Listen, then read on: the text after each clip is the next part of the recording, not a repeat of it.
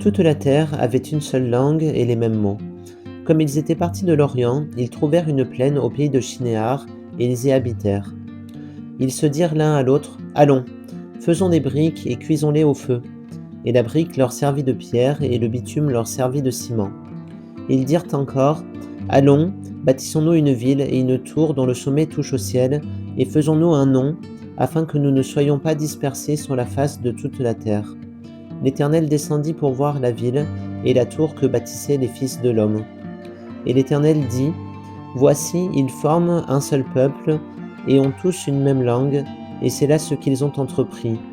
Maintenant rien ne les empêcherait de faire tout ce qu'ils auraient projeté. Allons, descendons, et là confondons leur langage, afin qu'ils n'entendent plus la langue les uns des autres. Et l'Éternel les dispersa loin de là, sur la face de toute la terre, et ils cessèrent de bâtir la ville. C'est pourquoi on l'appela du nom de Babel, car c'est là que l'Éternel confondit le langage de toute la terre, et c'est de là que l'Éternel les dispersa sur toute la face de toute la terre. Voici la postérité de Sem. Sem, âgé de 100 ans, engendra Arpachad, 2 ans après le déluge. Sem vécut après la naissance d'Arpachad 500 ans, et il engendra des fils et des filles. Arpachad, âgé de 35 ans, engendra Shélach. Arpachad vécut après la naissance de Shélach 403 ans, et il engendra des fils et des filles. Shélach, âgé de 30 ans, engendra Héber. Shélach vécut après la naissance d'Héber 403 ans, et il engendra des fils et des filles. Héber, âgé de 34 ans, engendra Péleg. Héber vécut après la naissance de Péleg 430 ans, et il engendra des fils et des filles. Péleg, âgé de 30 ans, engendra Réu. Péleg vécut après la naissance de Réu 209 ans, et il engendra des fils et des filles. Réu, âgé de 32 ans, engendra Sérug. Réu vécut après la naissance de Sérug 207 ans, et il engendra des fils et des filles. Sérug, âgé de 30 ans, engendra Nachor. Sérug vécut après la naissance de Nachor 200 ans, et il engendra des fils et des filles. Nachor, âgé de 29 ans, engendra Térach. Nachor vécut après la naissance de Térach 119 ans, et il engendra des fils et des filles. Térach, âgé de 70 ans, engendra Abram, Nachor et Haran. Voici la postérité de Térach. Térach engendra Abram, Nachor et Haran. Haran engendra Lot, et Haran mourut en présence de Térach, son père, au pays de sa naissance, à Ur, en Chaldée. Abram et Nachor prirent des femmes. Le nom de la femme d'Abram était Sarai, et le nom de la femme de Nachor était Milka, fille d'Haran, père de Milka et père de Jiska. Sarai était stérile, elle n'avait point d'enfant.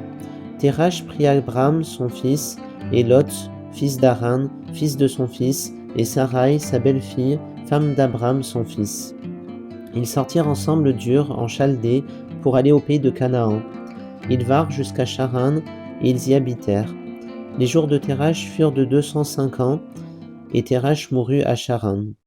Voilà, donc on entre avec ce chapitre 11 dans un chapitre très, très, marquant, avec des personnages, qui sont très, très connus et qui ont marqué, l'Ancien Testament, avec, bien sûr, la généalogie de Sem et le personnage, d'Abraham et sa femme Sarai, et aussi, en début de chapitre, la tour de Babel, hein, avec, toute, tout le récit, de la dispersion des hommes, des langues et des cultures.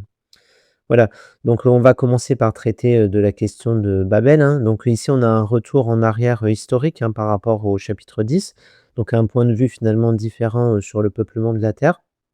Donc cette fois-ci, tous les humains sont réunis, dans le pays de Shinéar, donc qui semble cette fois avoir été créé, avant que les humains soient, dispersés. Et donc une des premières, terres, finalement, une des premières, cités vraiment civilisées, sur terre, hein, avec un peuple, une langue et surtout, des techniques bien déterminées et des ambitions, bien spécifiques qui sont pas forcément celles, que Dieu, aurait aimées, hein. Voilà, donc surtout celle notamment de construire, cette tour, de Babel qui toucherait, le ciel. Alors, pour revenir à la question des techniques utilisées, donc le texte parle de techniques cette fois qui sont plus, des techniques, transmises par Dieu, mais des techniques, inventées, par les hommes eux-mêmes. Donc, notamment la création de briques à partir de terre, car, en Mésopotamie, à cette époque-là, on n'a pas de pierre, hein, donc on est obligé de fabriquer de la brique à partir de la terre et donc, le texte parle un petit peu de ces techniques-là. Voilà et ces tours de Babel finalement se présentent un peu comme, une forme d'arrogance de l'homme, hein, qui pense pouvoir égaler Dieu, par ses propres technologies, hein. Ce qui finalement n'est pas vraiment un paradoxe puisque, Dieu a donné, tous les moyens à l'homme de créer ses propres techniques. Ce qui va surtout déplaire, à Dieu, alors ça, faut se référer un petit peu, à l'hébreu, c'est que, le terme de Babel, donc Babil, Bab Hillel en babylonien, hem, renverrait à l'idée d'une tour, construite pour des dieux. Donc est-ce que ce serait, dans ce chapitre, une espèce de construction, hem, que les hommes feraient, pour, honorer d'autres dieux que Yahvé? C'est ce qu'on pense surtout si, la tour de Babel renvoie, aux tours, mésopotamiennes, les ziggourats, hein, qui sont des tours, qui sont construites, pour des dieux. Voilà. Donc Bab Ili en babylonien, qui voudrait dire donc, porte des dieux et qui est ici, un peu, comment dire? Moqué, par le texte, en remplaçant, l'étymologie, babylonienne par l'hébreu balal, qui serait, l'idée de brouillage et donc de dispersion, hein. Voilà. Alors, ce passage est, souvent interprété comme une espèce de punition, pour les hommes. En fait, à mon avis, c'est plutôt une sorte de comment dire? Montrer que par la dispersion des personnes et la diversité des langues, on va arriver à quelque chose de plus riche, hein, finalement. Et on va éviter de tomber dans l'idolâtrie, une dictature d'un peuple avec une seule langue. Finalement, voilà, donc dans ce passage, Dieu finit par intervenir de nouveau, alors il s'était retiré, jusque-là. Mais on a une intervention ici qui n'est pas une intervention, destructrice comme, l'était le déluge, mais une, intervention plutôt, créative, puisque par la dispersion des peuples on a la création de nombreuses langues et de nombreuses, cultures, qui apparaît, hein.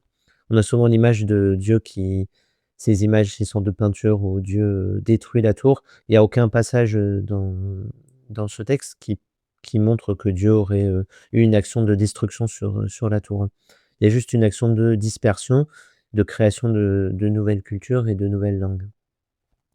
Et puis, voilà, on a ce dernier passage sur la généalogie de Sem qui aboutit sur, Abraham et sa femme Sarai. Donc, qui sont sûrement les personnages les plus emblématiques de l'Ancien Testament, avec, Moïse.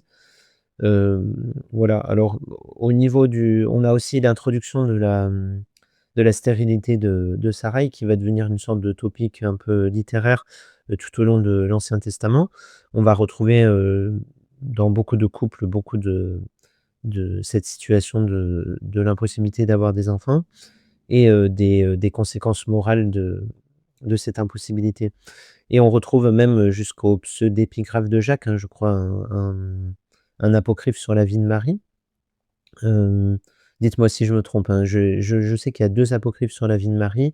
Je ne sais plus lequel, en parle, mais on voit l'histoire des parents de Marie qui eux-mêmes, ont la même expérience qu'Abraham et Sarai, donc l'impossibilité d'avoir un enfant, avec la promesse à Dieu, que s'il leur donne un enfant, il consacrerait l'enfant à Dieu, un peu comme, Isaac, est redemandé par Dieu à Abraham après.